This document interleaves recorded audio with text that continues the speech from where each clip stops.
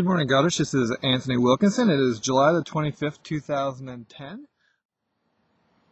I had a very exciting week. I was got to go down and visit the salt mine on Monday. It was an amazing experience, and maybe we'll be able to have a little show down there. I'm not sure, but we'll see. Right now, I'm at the tomb of Tiger Dunlop, and I'm in. Not sure if I'm in Goderich anymore. I might actually be in Ashford, Colburn, Wawanash, or maybe I'm right on the border. I'll have to check that. But I'm at Tiger Dunlop's tomb, and I'm just going to read. There's a historic plaque here, and I'll just read from it because it's kind of interesting. It reads, "In the nearby tomb is buried Dr. William Dunlop, physician, author, woodsman, soldier, politician, and raconteur. Born in Scotland, he served in Canada as an army surgeon during the War of 1812. His writings, including articles based on his residence in India in 1817 to 1819, won him a place among the witty contributors to Blackwood's magazine with the title of Tiger. In 1826, he emigrated to Upper Canada as warden of the forest for the Canada Company. He assisted John Galt in opening up the Huron Tract, and in 1827 founded Goderich. Dunlop was a member for Huron 1841 to 1846 and wrote 2 books for Canada."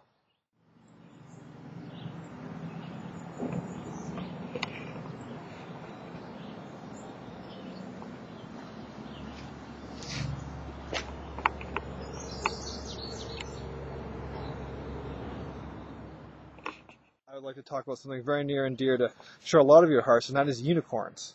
I'd like to talk about something very interesting. There's a company online called ThinkGeek, and as a nerdy type person, they sell some very interesting products. They sell a product called Tactical Bacon, which is basically canned bacon that you can take camping with you. They sell executive buckyballs, so you can build little magnetic buckyball radios on your desks. They sell I'm trying to think what else they sell. They sell little fancy LED clocks and little projection system clocks and all sorts of sort of nerdy stuff. They sell a t-shirt that has a Wi-Fi sensor, a Wi-Fi proximity sensor on it, so you can see if you're close to a wireless network and the shirt lights up. It's a bunch of really neat stuff. And every April Fool's Day, they come up with some kind of gag items. And this year, I think there was like a Tribbles breakfast cereal. There was a Dharma Initiative clock for people who watch Lost. And one of the other things they had was delicious. I'll try this again. Was delicious Radiant Farms unicorn meat. So what happens when unicorns get older and they're done, creating marshmallows and happiness, joy, rainbows across the planet, is they go to a convent in Ireland where they're massaged by nuns, and in their final days they're ultimately processed into a delicious sort of, you can't see this because it isn't in color, but a delicious, I'll get this right one day, a delicious sparkling meat product that can be enjoyed by the whole family. And their tagline was unicorn, the new white meat. And they got a lot of links, obviously, because it's a funny thing, and there's a lot of traffic to that site. And a lot of people were commenting and pointing up to hey, check out this funny thing about unicorn meat.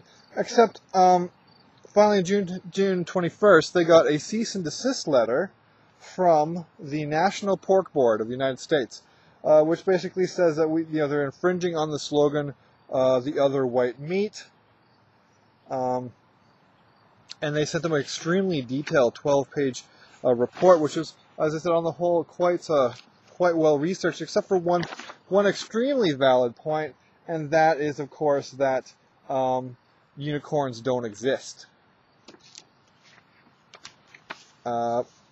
So I think they showed you I don't know if I can show you the post about it, but it's basically at the bottom you can see the cease and desist letter, in part at least. And so they issued a press release, ThinkGeek, I should say, issued a press release saying that we'd like to publicly apologize to the National Pork Board for the confusion over unicorn and pork, and for verbatim, their press release states, "It was never our intention to cause a national crisis and misguide American citizens regarding the difference between pork and the unicorn, between the pig and the unicorn," said Scott Kaufman, President and CEO of GeekNet. "In fact, ThinkGeek's canned unicorn meat is sparkly, a bit red, and not actually approved by any government entity." And I think the funniest part of this whole post was the in this blog entry was, we'd like to publicly apologize to the National Pork Board for the confusion over unicorn and pork and for their awkward and extended pause on the phone after we had explained our unicorn meat doesn't actually exist. So, and I'd like to talk about how this, in fact, is an excellent opportunity for the for pork and the pork board marketing people. There's two things I'd like to talk about here, and the first is that as far as pork marketing is concerned, and again, this is just my completely uneducated, baseless opinion, is that everybody loves bacon. So, because I'm thinking there's like bacon action figures. There's a bacon plush, bacon big plush toy that when you hug it, it says "I'm bacon," a little bacony voice. They have their tactical bacon package. They have bacon T-shirts. And so everybody loves bacon. Well, most people love bacon. Vegetarians probably don't love bacon quite so much. Even though I've tried to tell them that bacon is a vegetable, that hasn't really gone over very well. But that being said, why isn't the pork board getting on board here and actually offering like an endorsement or at least some sort of tongue-in-cheek recognition of the people out there, like people like ThinkGeek on the internet. I'm following a group on Twitter called the All Bacon, which basically every time they find a tweet about bacon, they retweet it to their followers, and they kind of come up with like funny news, or like there's one about like a country state fair was having like a vote on what is the official state fair food, and one of them was like this breaded bacon thing that looked absolutely delicious and probably would cause a heart attack after like a piece. But so why isn't the pork board looking for these people online and engaging with them? I think it would be a spectacular opportunity.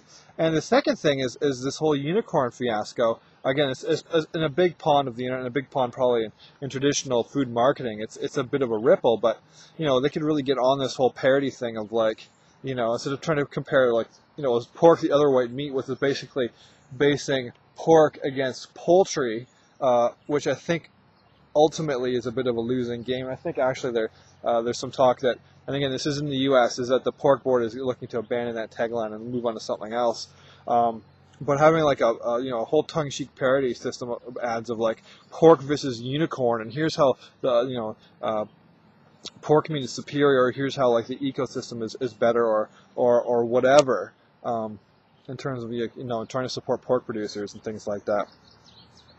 I think that's would be a bigger win, to kind of take this little nugget of satire and kind of run with it, than having basically the embarrassment of having your legal team overreact to a parody bit on the internet and then get bad press from it. Why not turn it into a positive? And because in marketing, so many brands are desperate to get any sort of attention. Like really, like the pork board should be, I shouldn't say should be grateful, but they've got this bit of attention. This is a gift and this is opportunity for them to help grow their brand and help to interact with more people. And why not take advantage of that? So that's my 2 cents to you, USA Pork Board, National Pork Board. If you want to send me a check for my consulting services, feel free. And that's kind of that. So I hope everybody has a great weekend. Next week we're going to have more regular videos out, back to every day. And have a great weekend. Good morning, Goderich, and you folks take care.